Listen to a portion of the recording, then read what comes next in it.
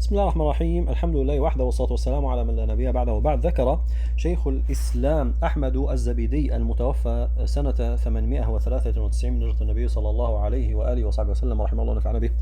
في طبقات الخواص أهل الصدق والإخلاص، في ترجمة شيخ الإسلام أبي سعيد عبد الله بن يزيد القسمي، وكان مستجاب الدعوة، أنه سمع هذا الدعاء في ليلة من الليالي، وذكر له عنه فضل عظيم، وهو: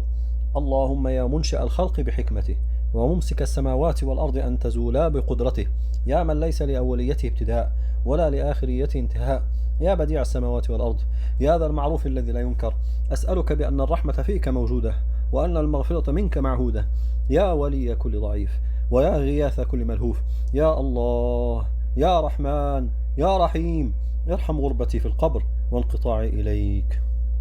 وكان الفقيه رحمه الله يستعمله لكل أمر مهم فيفرجه الله تعالى.